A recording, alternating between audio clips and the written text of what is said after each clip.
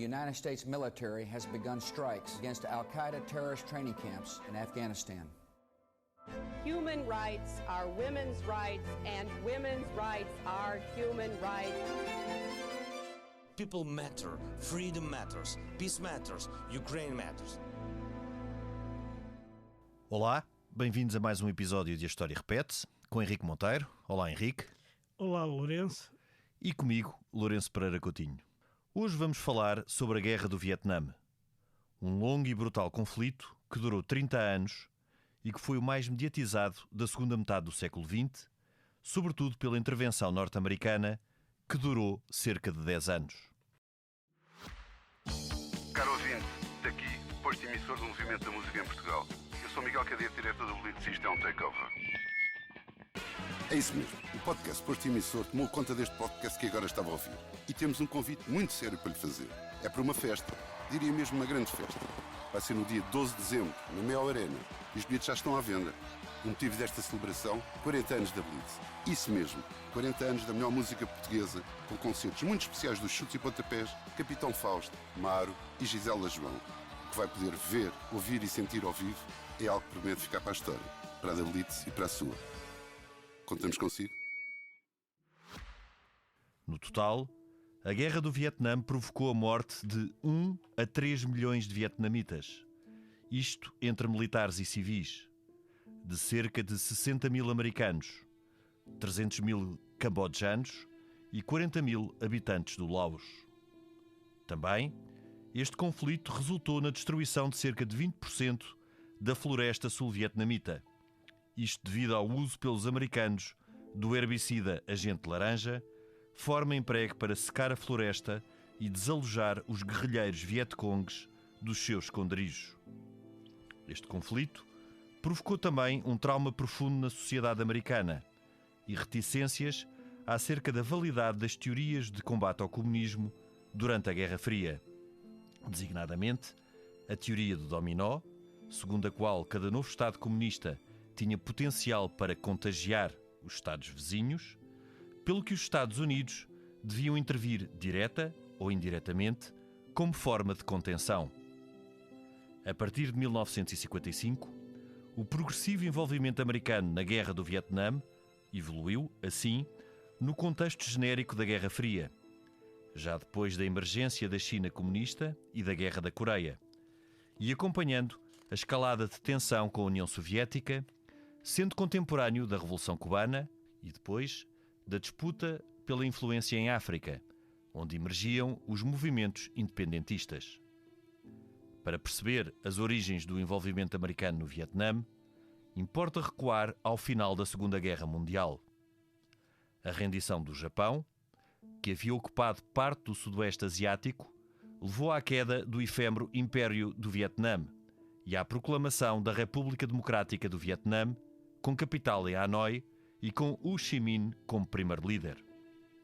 O Vietnã do Norte, que era apoiado pela China comunista, não foi reconhecido pelos Estados Unidos nem pela França, antiga potência colonial até 1940, quando a Indochina, que integrava o Vietnã, o Laos e o Camboja, foi ocupada pelos japoneses. Então, primeiro o presidente Truman e depois o presidente General Eisenhower, que tinha Nixon como vice-presidente, aplicaram a teoria da contenção, apoiando o regresso dos franceses ao Vietnã do Sul. Este território pró-ocidental lutava contra os Vietcongues, guerrilheiros apoiados pelo Norte. Em 1954, a quando do abandono francês do Vietnã, os Estados Unidos contribuíam já, indiretamente, para 80% do esforço de guerra dos anticomunistas. Após a retirada dos franceses, reuniu-se uma conferência em Genebra que reconheceu a independência do Laos, do Camboja e do Vietnã. Contudo, os Estados Unidos do presidente Eisenhower opuseram-se à unificação do Vietnã, isto por recearem que o comunismo alastrasse para Sul. De facto, o regime do Vietnã do Sul era anticomunista, mas, contudo, estava longe de ser uma democracia. O seu presidente, Diem, era um político autoritário que, por também ser católico, entrara em conflito com a maioria budista. Até 1964, o conflito no Vietnã foi, pois, uma guerra civil entre os comunistas do Norte e os não comunistas do Sul. Entretanto, este conflito alastrou ao Laos, pois o Norte criou o chamado Corredor Ho Chi Minh, de forma a suportar os guerrilheiros vietcongues que operavam no Sul. A partir de 1961, o presidente Kennedy seguiu, em linhas gerais, a estratégia de contenção dos seus antecessores. Na altura, as fronteiras entre o mundo ocidental e o mundo comunista estavam estabilizadas na Europa, pelo que o foco da Guerra Fria centrou-se noutras paragens. Kennedy identificou então o Vietnã como o ponto estratégico de contenção do comunismo no Sudoeste Asiático, o que implicava o incremento do envolvimento americano no conflito. Durante o seu mandato, que acabou com o seu assassinato a 22 de novembro de 1963, passam por estes dias 61 anos, o número de conselheiros militares americanos no Vietnã subiu de 900 para 16 mil. Também foi durante a presidência de Kennedy que os americanos usaram o agente laranja no Vietnã do Sul, isto como forma de deflorestar o território onde operava a guerrilha Vietcong.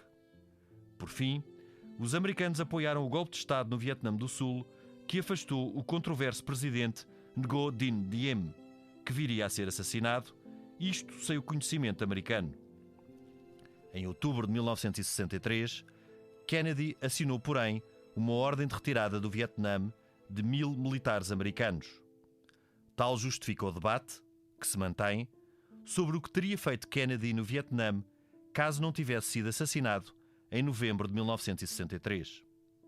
O seu sucessor, Lyndon Johnson, pretendeu de início descomprometer gradualmente os americanos com uma presença no terreno.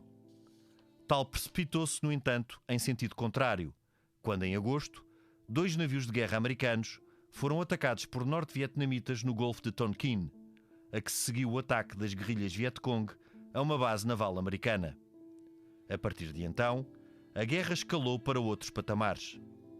A 1 de fevereiro de 1965, os americanos iniciaram a Rolling Thunder, uma operação de bombardeamento do Vietnã do Norte.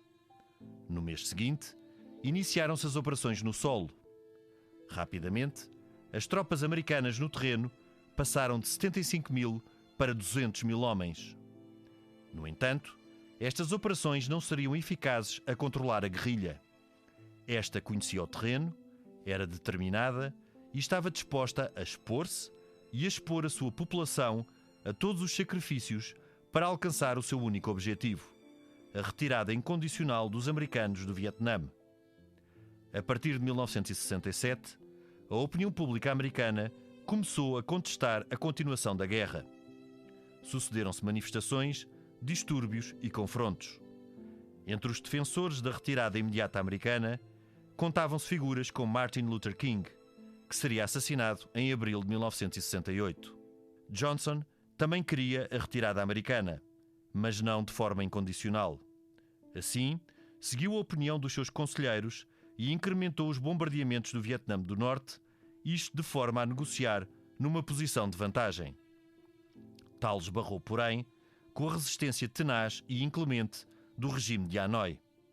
Em janeiro de 1968, este desencadeou uma ofensiva contra as cidades do Sul, incluindo Saigão.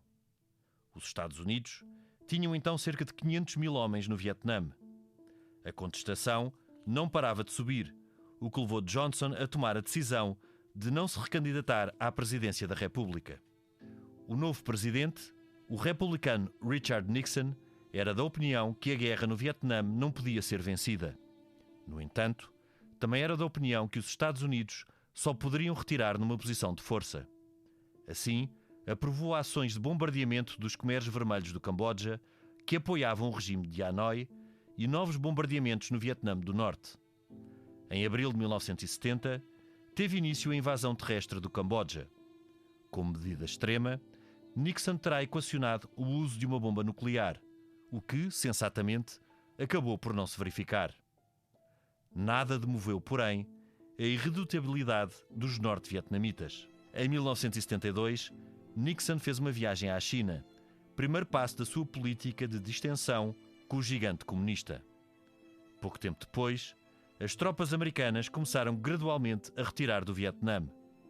Em março de 1973, os Acordos de Paris formalizaram o fracasso americano na região. Por estes acordos, os americanos comprometeram-se a retirar do Vietnã sem que os norte-vietnamitas se comprometessem a retirar do Vietnã do Sul. Tal abriu caminho para a conquista do Vietnã do Sul pelos norte-vietnamitas e Vietcongs. Em 1975, Saigão foi tomada e em 1976 foi proclamada a República Socialista do Vietnã. Nixon tinha já renunciado à presidência na sequência do Watergate e a economia americana ainda absorvia o impacto do choque petrolífero de 1973. Os Estados Unidos passavam então pela sua fase de maior fragilidade durante o período da Guerra Fria. Henrique, de facto, nós vemos muitos filmes, isto foi uma guerra muito mediatizada. Pela primeira vez, à noite, os americanos, e não só, sentavam-se em frente à televisão e viam reportagens do que se passava no Vietnã, o que originou também muita indignação e contestação. Mas as origens desta guerra e o porquê dos Estados Unidos se irem envolvendo gradualmente neste conflito não estão bem percebidas. Isto de facto foi um conflito muito complexo, de origens muito complexas, e depois resultou também numa operação muito complexa, de saída muito complexa. É verdade, quer dizer, toda a origem deste caso foi a Guerra de Vietnã, que, quanto a mim, foi a primeira guerra que foi perdida na retaguarda.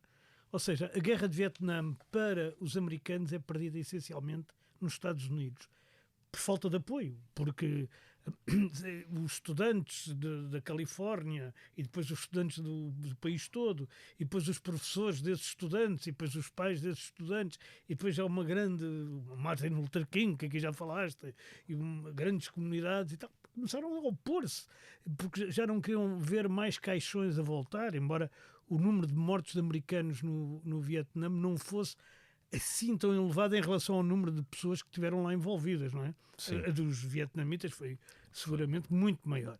Mas, portanto, a guerra é perdida na retaguarda. Toda a pressão que se exerce, tanto, aliás, o Eisenhower, que era presidente, quando os Estados Unidos começaram para lá a mandar conselheiros ainda, eram 16 conselheiros militares. Foi assim que começou.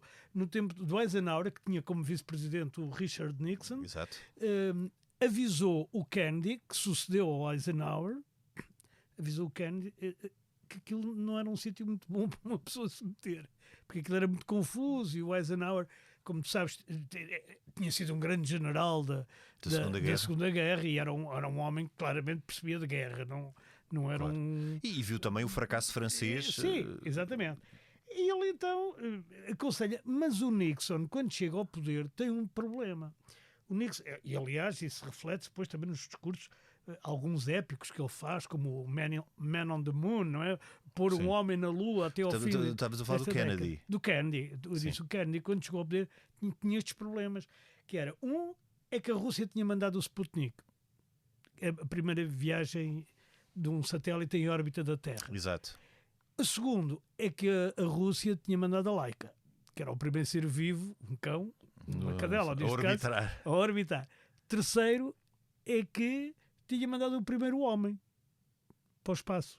Sim, cosmonauta. O cosmonauta, porque curiosamente na Guerra Fria tinha palavras tão diferentes, que o astronauta era americano e o cosmonauta era russo. Exato. Ora bem, e portanto o Kennedy chega ao poder com a sensação que a Rússia pode estar a ganhar a guerra em várias frentes. Em várias frentes. Henrique, e colocando aqui Cuba. Sim, claro, e falta Cuba ainda. E tudo o que se passou depois, até com o insucesso do desembarque na Baía da Praia dos Porcos. E depois... Sim, e depois o bloqueio. A crise dos mísseis de Cuba. Aquela crise que chega ao ponto, praticamente de 1 milímetro, de iniciar uma guerra nuclear e tudo isso. E, portanto, o Kennedy, quando vence as eleições, ele confessa aos conselheiros que está com medo que a União Soviética tenha ultrapassado os Estados Unidos em programas balísticos e espaciais. E, portanto, isto para ele era terrível e, portanto, tinha que ser dado combate ao comunismo. E, de facto, o Vietnã, todo aquele problema do Vietnã. Repara que na altura não é claro ainda a cisão sino-soviética, ou seja, a China, em 49, quando se torna comunista, o Mao Tse-tung ainda era aliado dos russos, neste caso ainda era o Stalin, não é? Ou não era claro para o exterior, daquele universo comunista. Não, as divergências vão começar de 56, que é o 20º Congresso da União Soviética, para a frente. E, portanto, e vão sendo progressivas, não é logo um corte radical.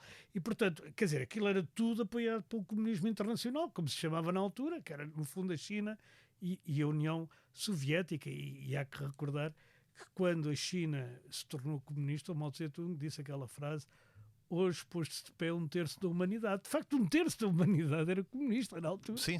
Era... Henrique, mas indo só aqui um bocadinho atrás, e até eu estava a ir atrás, justamente, aos franceses. Sim. Mas só aqui numa perspectiva mais global, porque o que se passa durante a Segunda Guerra, quando o Japão ocupa uma série de zonas do Sudoeste Asiático, não foi só aqui, não foi só a Indochina, não é? Porque o Japão... Mas aqui o Japão não ocupou. O Japão aqui foi convidado pelos franceses, que eram leais ao governo de Vichy. Sim, em 1940. Claro. Não tiveram, praticamente não deram um tiro. Sim, houve ali no fundo um vazio, porque a França acaba por ficar ocupada. Exatamente. E depois os franceses... E o Viet Minh, que é um movimento anticolonial que já existia no Vietnã, sim, é que faz o papel de resistência contra os japoneses e é apoiado por quem? Pelos russos e pelos americanos.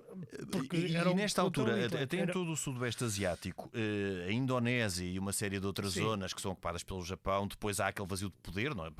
Antes eram as potências europeias, no caso a Indonésia, a Holanda.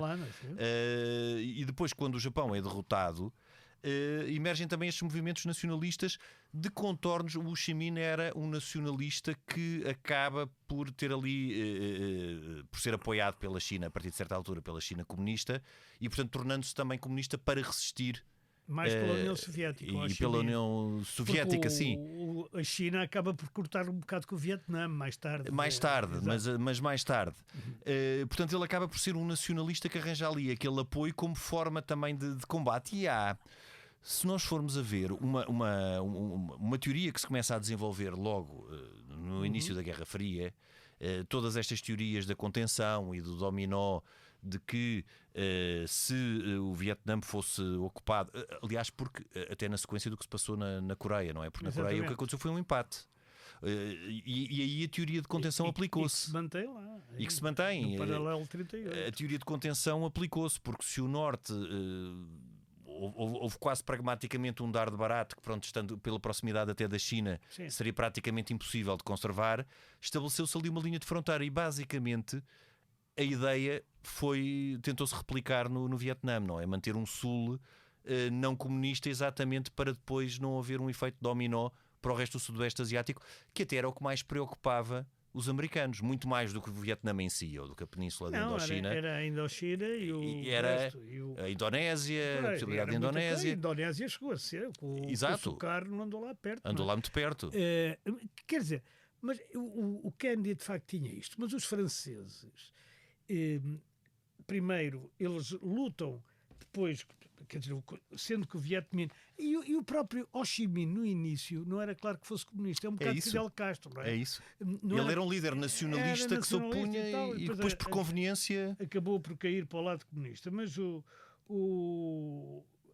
há uma batalha fundamental em 54, não é? Que é a batalha de Dien Bien Phu, que já o general do Viet Minh, portanto da libertação do Vietnã, era o famoso Giap, que depois se torna famoso também contra os americanos, em que os franceses são dizimados na batalha. Quer dizer, sim. Tem uma derrota brutal. É quando eles retiram. Eles vão a Genebra depois e retiram-se e tal. E passam os conselheiros americanos a entrar. Passam a pasta, no fundo, aos Estados Unidos. Portanto, os Estados Unidos acabam por ir ali apagar um fogo. Vão ali um bocado por procuração.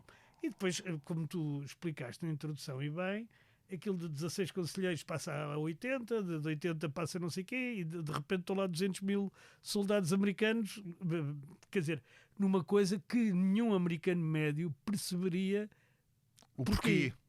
E a importância fundamental Mas daquele... curiosamente, pensemos nisto, os homens que mais contribuíram para a escalada da guerra foram 2 democratas, um deles, aliás, um dos grandes democratas da história, Kennedy, John Fitzgerald Kennedy, o outro Lyndon Johnson, também um grande democrata, e o homem que contribuiu mais para a paz foi o Richard Nixon e o seu conselheiro conservadoríssimo, Kissinger. Sim. Ora bem, com a política do ping-pong, como se chamava nas relações com a China. Sim. Isto é uma coisa que é curiosa, porque no fundo, os americanos, na contestação à guerra do Vietnã, fazem mais ou menos o mesmo que hoje na enorme contestação ao dinheiro que se gasta na Ucrânia. Quer dizer, se tu pensares em grandes problemas, é mais ou menos o mesmo. Como é que se contém a Rússia? Sim, sendo que aqui no caso do Vietnã com baixas, não é? Com baixas claro, é americanas. É evidente. Não, agora imagina que havia baixas americanas. Imagina que agora os americanos mandavam 100 mil pessoas. Porque tu, quando falas da bomba atómica que o Johnson chegou a pensar, também é verdade que logo no início, ainda no tempo do Eisenhower, ele e os franceses pensaram em usar armas nucleares táticas. Exato, mas era o Nixon o vice-presidente, por isso é que o Nixon depois voltou a pensar nisto mais ou menos na mesma... Exatamente. Mas quer dizer, mas depois também abandonou, não tem medo. Mas Henrique, mas a opinião pública americana, numa fase inicial, na fase ainda do Kennedy, e podemos também ainda debater o que é que Kennedy, não é? O que é que Kennedy teria feito, pois, ou se teria contribuído para agravar ou aumentar a presença americana, ou se pelo contrário a teria diminuído. Mas a opinião pública americana, numa fase inicial, é favorável, ou pelo menos não é abertamente contra, o envio e o envolvimento de tropas. Enquanto ao ritmo que chegam os caixões, o ritmo a que chegam os caixões é que faz mudar... Duas coisas, não só o ritmo a que chegam os caixões, como o perceber-se que esse ritmo não tem qualquer tradução num resultado prático no terreno. Porque as guerras de guerrilha não se vencem, não é? E a própria brutalidade que os americanos têm, com o napalm, com o agente laranja. O agente laranja, com aquela coisa toda, que aliás corresponde à brutalidade que o Norte e o Vietcong tinha, que também com os americanos, que não era muito... Aliás, o Vietcong era impiedoso com os seus conterrâneos. Daí a sua capacidade de os usar como escudos humanos. Já agora um parênteses, não sei se sabes que Vietcong foi um termo que os americanos inventaram para chamar aos guerrilheiros comunistas do Sul. Exato. Porque eram os comunistas do Vietnã. Só que eles estavam convencidos, os americanos, como sempre, que aquilo que eles pensam é o que pensa o mundo. E achavam que comunista era uma ofensa. Só que no Vietnã isso não era ofensa nenhuma. Foi uma medalha. Exatamente, eles próprios já se chamavam Vietcongs. Bom, agora, no meio daquela brutalidade toda e da ineficácia total, não haver avanços, nem nada de palpável, quer dizer, não se vê qualquer contenção verdadeira da Rússia ou da China, não se vê qualquer recuo. Depois também as táticas do Vietnã do Norte, que são fantásticas, os túneis. Sim, eles são engenhosos. Hoje, não é? Eles não deixam de ser engenhosos. Até aquele corredor Ho Chi Minh que eles usaram pelo Laos. Aliás, é interessante que Eisenhower, em determinada altura, numa fase anterior a Kennedy, também chega a pensar. Isso depois é dito por Kissinger. Que também tem que ser lido de forma com algum enquadramento, porque Kissinger foi um ator de toda esta, sobretudo no tempo da administração Nixon. Foi o seu principal conselheiro e depois secretário de Estado dos Negócios Estrangeiros. Mas no fim da administração Eisenhower, o próprio Eisenhower, às tantas, estava a achar que era mais importante para conter, ou seja, que essa teoria do dominó devia-se aplicar no Laos e não já tanto no Vietnã, ou seja, quase que dar de barato que o Vietnã do Sul eventualmente até poderia ser perdido e que o Laos sim deveria ser conservado a toda a força. E depois acaba por ser uma teoria que não vinga, e por esta altura também o que o Vietnã do Norte consegue fazer com este corredor Ho Chi Minh é entrar pelo Laos para conseguir abastecer via um país estrangeiro, que era para todos os efeitos o Laos, os Vietcongs no Sul. Porque o que se passava e o que os americanos numa fase inicial queriam não era fazer operações no norte, nem fazer o norte Não, recuar. era manter o sul. Era manter o sul anticomunista. Mas só que o problema é que Porque a guerrilha estava no sul. a diferença para a Coreia, sobretudo, está no tipo de regime que o sul tinha. Exato. Enquanto o sul da Coreia vai-se democratizando até chegar, enfim, aos O sul níveis, do Vietnã não. exatamente, aos níveis que tem hoje. No sul do Vietnã havia aquele senhor Diem, que era um perfeito louco. Sim. Um louco. Ele fez uma campanha, denuncia os comunistas. E, portanto, toda a gente que era denunciada como comunista era assim, tipo Inquisição, não é? Era abatida. Mas, aliás, depois até há um golpe de Estado que o afasta, Exatamente, por causa que é disso. apoiado pelos Estados Unidos. E ainda no tempo do Kennedy. Exato. Porque, mas também ele é substituído por um tipo de regime, por um tipo de regime que era muito... quer dizer, onde imperava a lassidão, não é? Aquilo era bordéis e prostíbulos e jogo. Vai fazer lembrar um bocadinho a Tailândia. Era, sim, mas a Tailândia nunca teve o perigo comunista em si. Claro, mas nesse aspecto de lassidão, de costumes, não é? Aliás, quer dizer, a maneira como os Estados Unidos saem do Vietnã é talvez a coisa mais vergonhosa da história dos Estados Unidos. Quer dizer, agora há o Afeganistão para rivalizar. Mas eu acho que, mesmo assim, a saída de Saigão, aqueles helicópteros com pessoas penduradas, porque já não tinham mais lugar nos helicópteros, e toda a gente a querer fugir, e os americanos já não conseguem dar proteção a ninguém. Pessoas completamente traídas, quer dizer, vietnamitas. O Afeganistão não foi muito diferente. Não foi muito diferente. Eu acho que o Afeganistão não foi muito diferente, nem sequer houve acordo, então. No Afeganistão. Mas de qualquer forma, ali havia muita gente que trabalhava para os americanos e que ficou lá e que depois foi fuzilada. Penso que no Afeganistão é a mesma coisa. É a mesma coisa.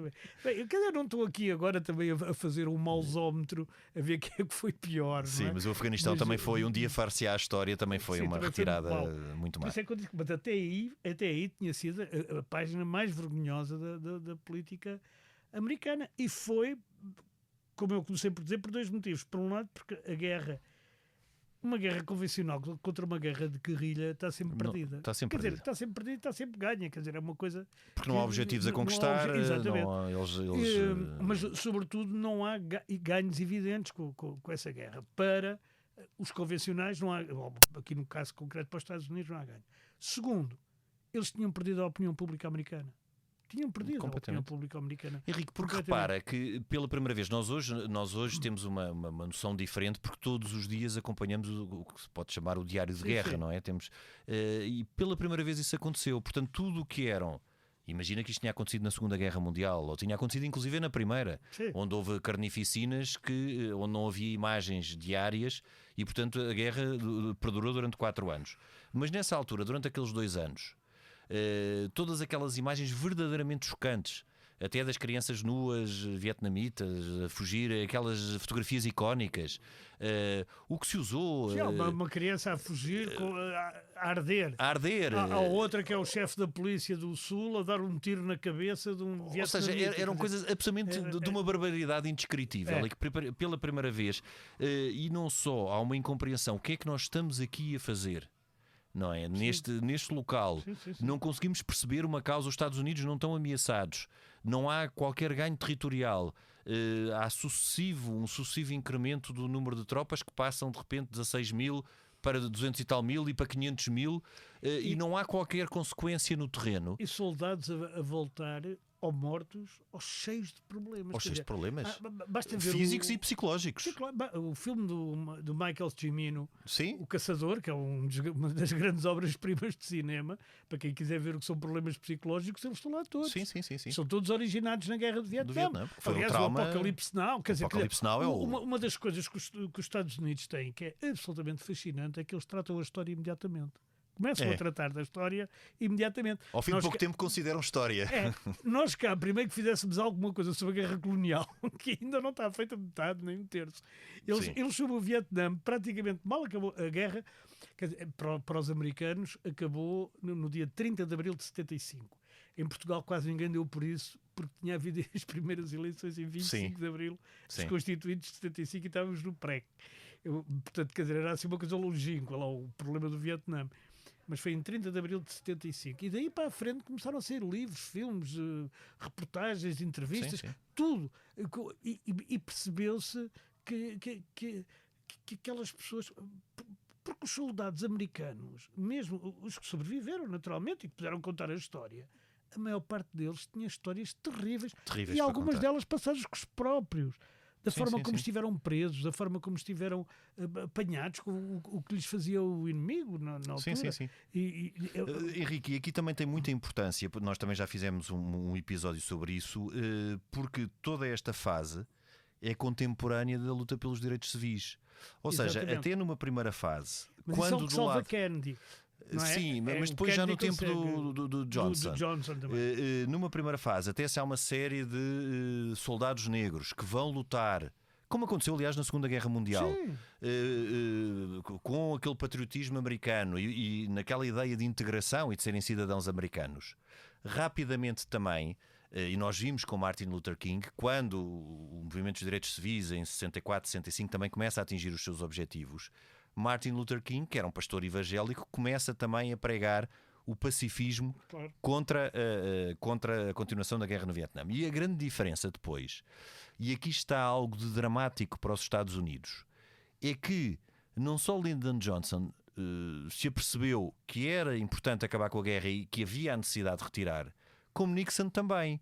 A grande diferença entre eles e os pacifistas é que os pacifistas queriam uma negociação imediata e retirar sem qualquer contrapartida, e os presidentes americanos, tanto Lyndon Johnson como depois Nixon, queriam negociar uma posição de força. E é isso que os leva não só a prolongar a guerra, como a fazer uma fuga para a frente, que Lyndon Johnson fez. E depois Nixon acabará numa primeira fase por fazer, mas numa segunda por arranjar uma saída, que é esta saída desonrosa. Se bem que esta saída desonrosa, creio que também, e também tu já te referiste a esta situação, só foi possível depois da abertura de um canal diplomático com a China em 1972. Exatamente. Portanto, só quando Nixon se apercebeu, nós vamos sair, mas pelo menos já conseguimos manter aqui uma conversação com a China. Porque entretanto a China também já tinha cortado com a União Soviética completamente. E quem mandava na China já não era sobretudo o Mao Tse-tung, era o Deng Xiaoping. Sim. E o Deng Xiaoping é o homem que diz: não interessa que o gato seja branco ou preto, interessa é que caça ratos. Quer dizer, era um prático. Ou dizer ser rico é glorioso. Tinha frases destas, que foi ele que abriu esta coisa estranha que é a China hoje, que é um país hipercapitalista com um regime totalmente comunista. Um país altamente contraditório, com um sistema altamente contraditório. Foi ele que o inventou. E portanto ele era tão pragmático, que o Kissinger, que era outro pragmático, percebeu e disse ao Nixon que era possível haver ali uma... Portanto, só depois da abertura desse canal diplomático em 72 é que foi possível, em 73, negociar a saída dos Estados Unidos de uma forma que não foi de forma nenhuma honrosa. Resta saber se não tivesse havido o Watergate e o que é que poderia ter sido uma candidatura de Nixon à reeleição. Aliás, depois Nixon é reeleito em 72. Ele é reeleito, só depois, que sai em 73. Sai em 73, mas depois Ford não ganha em 76 a Carter. Não, Ford perde. Mas Ford... mas repara, por várias questões. O Ford nem sequer vice-presidente era. Sim. É uma daquelas situações dos Estados Unidos em que o vice-presidente, que era uma pessoa com um nome que eu vou tentar dizer, mas que é quase impossível dizer, que era Zbigniew Brzezinski. Olha, nem conhecia. tinha sido afastado por razões, enfim, não sei, agora já não me lembro exatamente, mas acho que tinha a ver com dinheiros ou com coisas desse estilo. De pouca ética. Sim, talvez não fosse, também não quero aqui afirmar isso. Sim, mas eu também não sei. Tinha sido afastado e, portanto, quem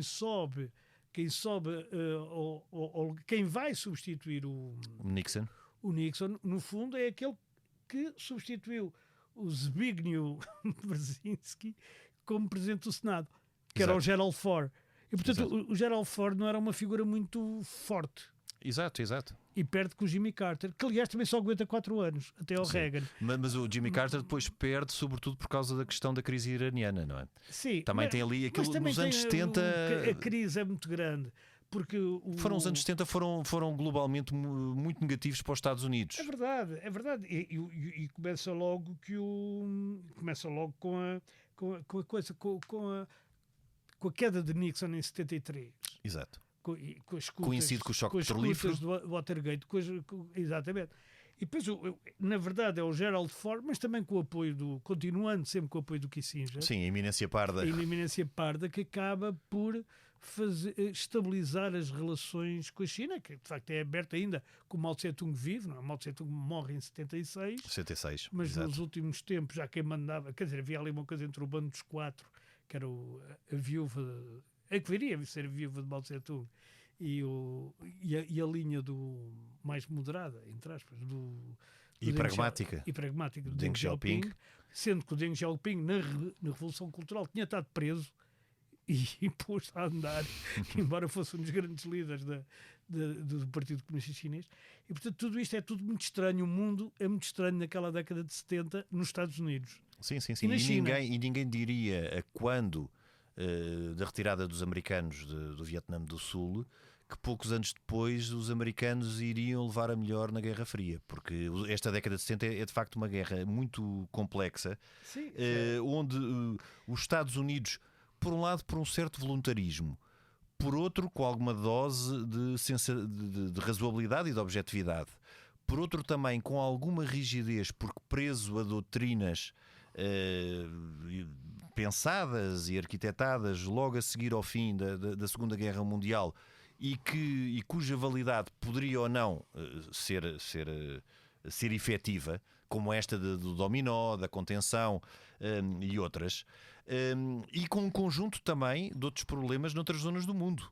Porque, por exemplo, na década de 70 também temos, pelo contrário, na década de 60 e 70 também temos, pelo contrário, também já fizemos vários episódios sobre isso, na América do Sul os regimes a mudarem, regimes que poderiam ter virado comunistas para regimes para não falar das descolonizações em África, quer dizer, exatamente. As últimas são em meados da década de 70, são as ou seja, com tudo isto e com uma opinião pública que se torna, terão sido os primeiros movimentos pacifistas a uma escala já bastante assinalável, que os Estados Unidos têm dificuldade em justificar o porquê do empenho nesta zona tão pequena e o que é que motiva a continuação desta guerra que não poderá ser ganha. E sobretudo isto, porque é que temos que ser nós? Que é uma coisa que os americanos perguntam muito. Interrogam-se muito, ainda agora.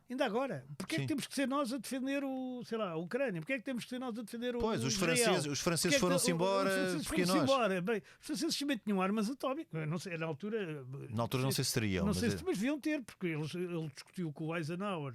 Os franceses ainda discutiram com o Eisenhower armas, enfim, mas seriam americanas. Eu não sei exatamente como é que começou o programa nuclear francês. Mas penso que é antigo também, já. Que, enfim, aquilo depois foi tudo de seguida, não é? Porque a Inglaterra também, o Reino Unido, e os russos. O Reino Unido, por exemplo, até da independência da Índia e da Segunda Guerra Mundial, recusou-se a qualquer participação na Indochina. Não, eles tinham que chegar-se. Porque... Eles já tinham os seus problemas. Não, eles já tinham que chegar-se com a Índia, com o Paquistão. Claro. Eles tiveram ali muitos problemas, os ingleses. E de facto... portanto, os Estados Unidos, de uma forma voluntarista, mas também de uma forma, por outro lado... canhestra. Sim, muito... E de um antigo comunismo que nós hoje em dia poderemos dizer se será primário ou não, poderemos interrogar se teria valido a pena todo este esforço ou se de facto se verificaria a tal teoria do dominó e toda aquela região teria caído para o lado comunista. Inclusive, Henrique, o perigo maior seria a queda do Japão na esfera comunista. Como então hoje é a queda do Japão e da Coreia do Sul. Exato. Aquela estratégia chinesa é um problema para os Estados Unidos. Sim, o Japão não tem nada a ar de quem vai cair para lá para esse lado, nem a Coreia do Sul. Sim. Mas a verdade é que eles estão ali numa posição... E já agora vamos juntar Taiwan, não é? Bem, tá bem, que é outra questão, que é uma questão à parte. Taiwan já é outra questão. E sobre Taiwan também há muito a falar. Porque um dia devemos fazer um programa sobre... Porque Taiwan foi independente antes de ser da China. Portanto, não é exatamente... A Formosa. Exatamente. Não é exatamente o que os chineses vendem, que aquilo sempre fez parte da China. Pois não, de forma nenhuma. É um bocado como o Putin, embora com uma distância histórica muito maior no caso dos chineses, é quase para o Putin dizer que a Ucrânia foi sempre russa. Mas enfim... Mas voltando aqui ao Vietnã, tu repara que o Vietnã depois torna-se um problema para a China. E é isso que leva também uma aproximação entre o Vietnã entre a China e os Estados Unidos, ou entre os Estados Unidos e a China, como queiras. Porquê? Porque o Vietnã, dentro do movimento comunista internacional, como se chamava, toma o partido de Moscou e não de Pequim. Sim. Apesar de estar ali encostadinho a Pequim. Sim, sim. Ao contrário do que faz o avô do rapaz que lá está, o Kim Il-sung, o fundador da Coreia do Norte, Sim. que fica mais ou menos a meio caminho e quer dizer, quer é que não o chanteia, no fundo. Mantém ali alguma Mantém ambiguidade. mas é mais pró-chinês do que pró-russo, ele está ali totalmente ao lado da China. O Vietnã, fazendo fronteira com a China e estando a milhares de quilómetros da Rússia, é pró-russo. Ao contrário do vizinho Camboja, Sim. que é pró-chinês. Aliás, O Vietnã invadiu o Camboja em determinada exatamente. altura. Aliás, pela já primeira vez na independente, história, já independente. há uma guerra entre dois Estados comunistas. Exatamente, já independente.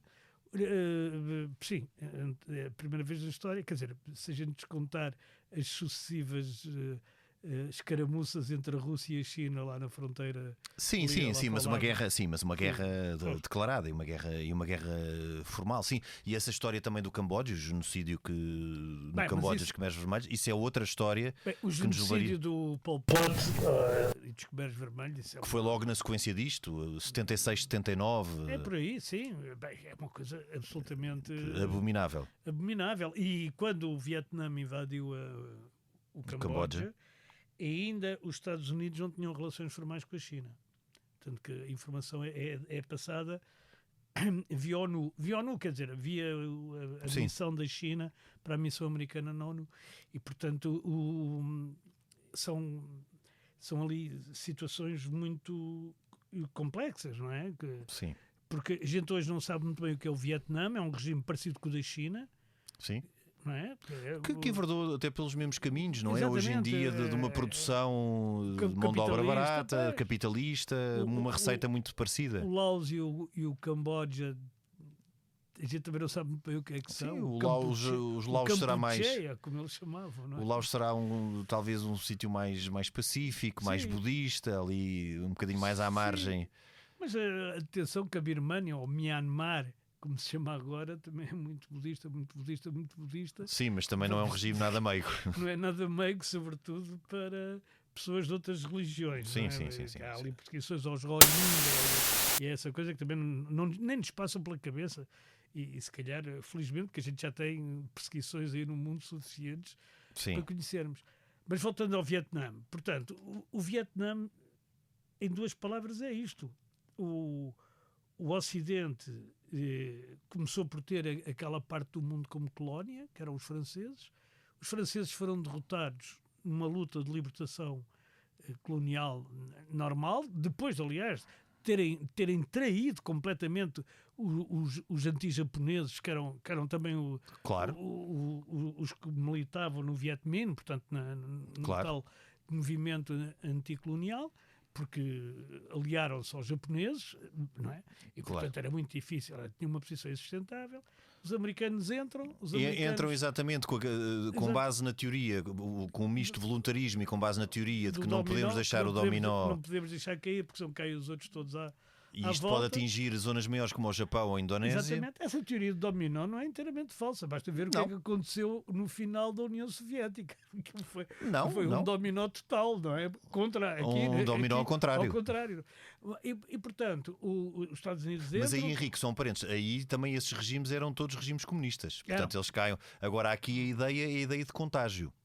Que é a ideia inversa, não é? É que, ficando o Vietnã comunista, rapidamente ficariam todos os outros. O Camboja, o Laos, incluindo a Indonésia e o Japão. A Birmânia, a Indonésia, o Japão e se calhar a Tailândia, quer dizer, não se sabe o que mais. Agora, os Estados Unidos entram, vão pondo mais gente, cada vez mais gente, e à medida que põem mais gente, se no início, como tu disseste, aquilo não era assim, até porque havia a luta pelos direitos civis também nos Estados Unidos, que ocupava muito, digamos, o ativismo e a militância americana, não é? A favor dos direitos civis.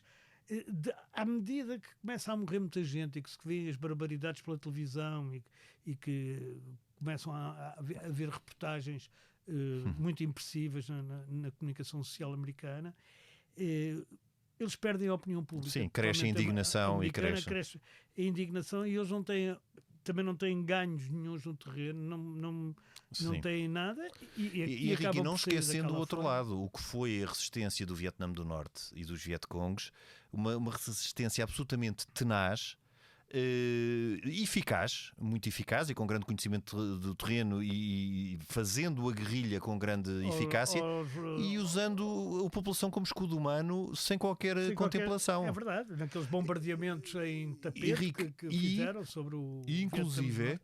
provocando os Estados Unidos, porque se os Estados Unidos põem os pés em solo vietnamita, é porque também as suas bases aéreas e os seus navios são bombardeados e afundados. Portanto, isto no fundo foi quase atraí-los para a ratoeira.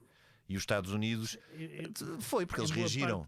Em boa parte foi, embora a gente não saiba exatamente, e se calhar nunca saberá, ainda tem que passar muito A autoria.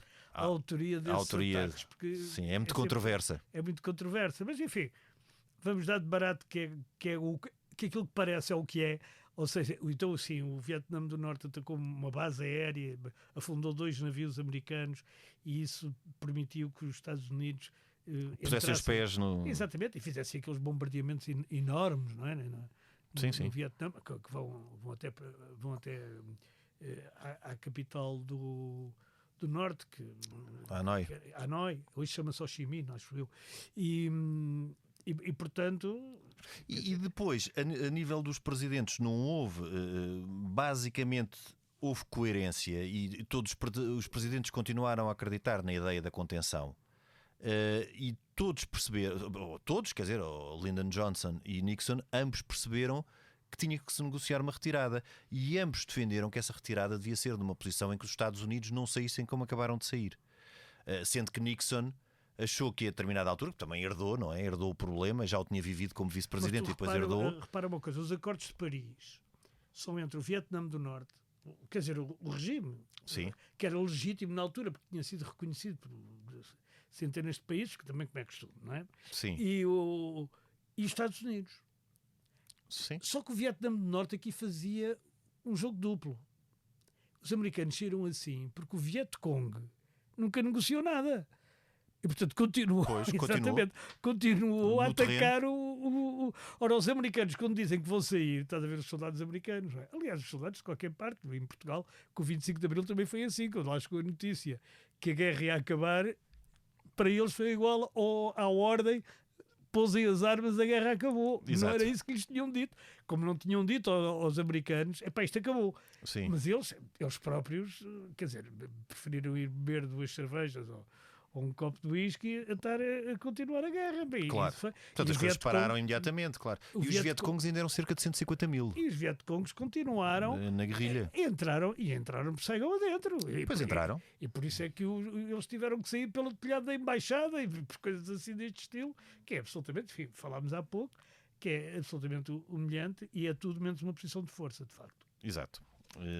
E com esta viagem por este episódio da história americana, que causou um profundo trauma e um profundo impacto. E mundial. E mundial, história americana e mundial, exatamente. Aliás, a guerra do Vietnã, que é uma guerra de 30 anos, é uma guerra que parece que é uma guerra só de 10, mas não é.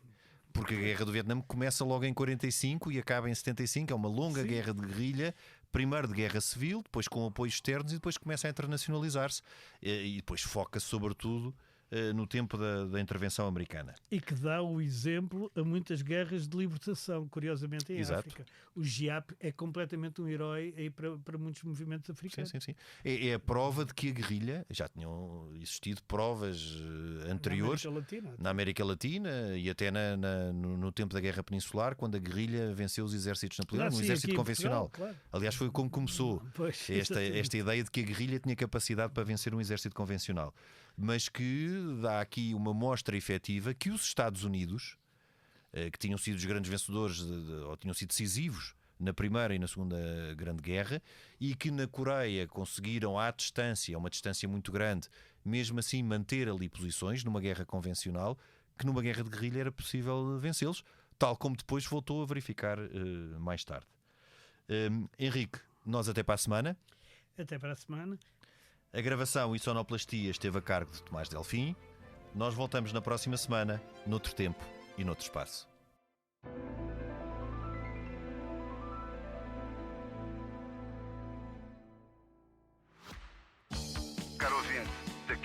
posto emissor do movimento da música em Portugal. Eu sou Miguel Cadete, diretor do Blitz, isto é um takeover. É isso mesmo. O podcast Posto Emissor tomou conta deste podcast que agora estava a ouvir. E temos um convite muito sério para lhe fazer. É para uma festa.